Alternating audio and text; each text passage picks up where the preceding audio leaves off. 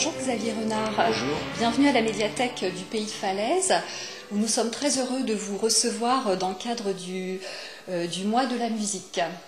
Alors actuellement vous êtes en tournée et donc vous faites escale à la médiathèque du Pays de Falaise. Vous présentez aussi votre dernier album 7053 et vous allez nous faire un petit concert après. Est-ce que vous pouvez en quelques mots vous présenter et vous présenter votre groupe ? Écoutez, voilà, donc le nom c'est Xavier Renard, je suis auteur-compositeur-interprète. Je travaille avec une équipe de musiciens depuis maintenant une dizaine d'années, après avoir commencé très jeune avec mon frère, aux guitares, à deux guitares, et petit à petit le groupe s'est étoffé. Je dis le groupe parce que finalement c'est un travail collectif autour de chansons.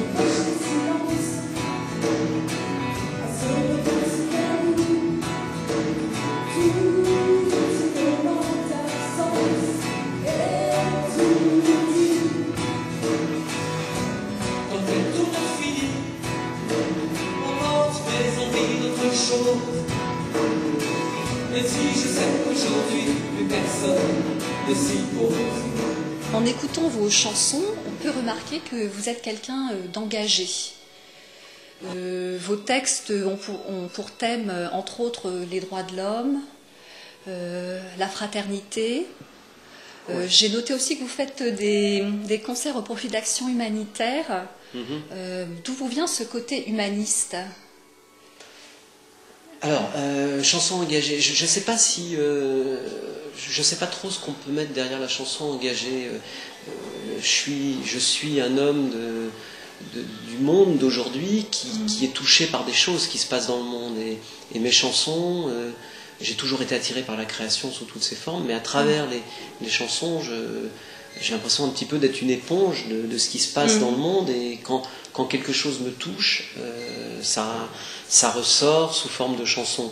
Alors c'est vrai que les choses qui me touchent sont plutôt des choses humanistes, des problèmes sur la vie, sur l'existence, sur la mort, sur ce qu'on fait là, notre rôle, le rôle des êtres humains, les relations des êtres humains les uns avec les autres. En chanson, je dis des choses que je dirais peut-être pas autrement, quoi. C'est un moyen de m'exprimer sur ça. Alors ça, c'était pour vous répondre sur la partie engagée de la question. Par contre, j'ai pas l'impression d'être engagé dans ce sens où certains chanteurs engagés ont pu être par le passé des chanteurs un peu leaders d'une opinion ou qui pouvaient avancer le poing en l'air. Personne encore ne la voit parmi les gens qui attendent. Quand le Bucette s'est assise, ne comprend pas pourquoi on la regarde dans la méprise. Rosa, tu es une femme de couleur. On ne lui donne aucun droit, on la menace, on lui fait peur. Rosa, demain supplie de langue, s'uniront à sa voix. C'est de ses frères qui l'entendent. Rosa,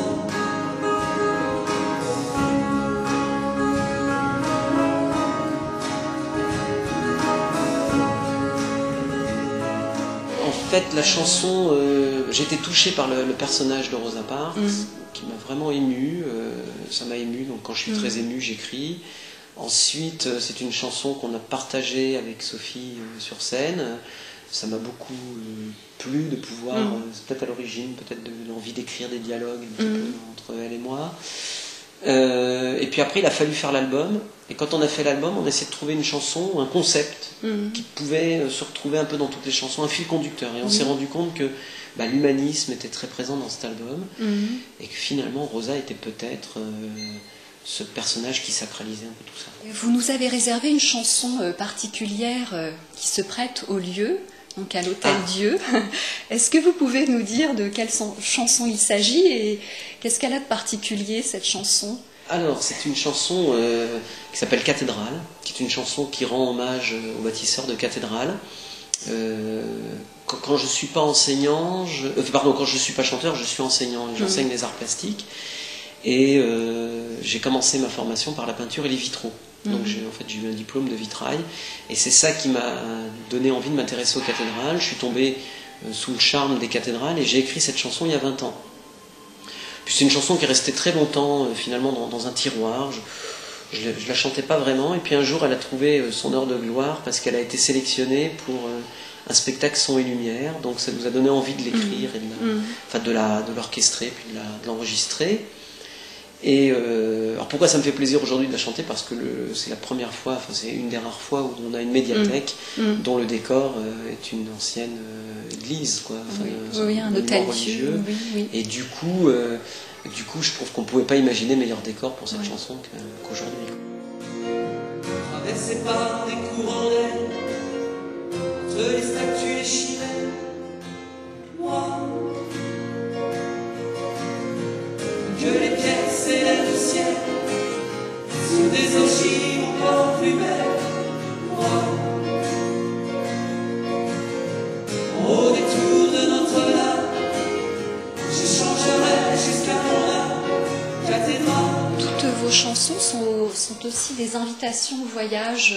Vous parlez donc de la Louisiane, de l'Irlande, du Vietnam, de Paris, de Nantes. Enfin, ça c'est mon côté planétaire. Je n'ai pas beaucoup voyagé dans ma vie de façon physique, mais j'aime bien aller explorer un petit peu ce que des gens peuvent vivre, créer des ambiances, créer des climats, créer des lieux. Ça aussi, ça revient dans mes chansons, effectivement, sous forme de voyage un peu virtuel. Mais c'est toujours à travers des portraits de gens qui, encore une fois, peuvent me toucher. Ça va être le tireur de rickshaw à Calcutta, ça peut être Rosa, ça peut être, des choses comme ça. Mississippi, Nouvelle-Orléans, je m'en vais jusqu'à Saint-Louis.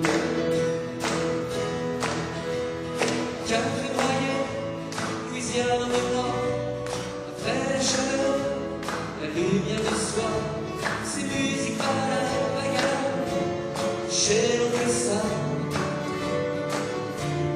chez l'orchestre. Pour avoir toutes les dates de vos prochains concerts, on peut donc se rendre sur votre site, qui est un très beau site. Merci. Donc c'est www.xavier-renard.com. Voilà. Donc il y a toutes les chansons du dernier album, il y a des paroles, il y a notre parcours, des photos, des vidéos, et bien sûr les dates des prochains concerts. Voilà, très bien. Bon, on va y aller maintenant pour le concert. Avec plaisir. Voilà, merci Xavier. C'est moi qui vous remercie. Très bien.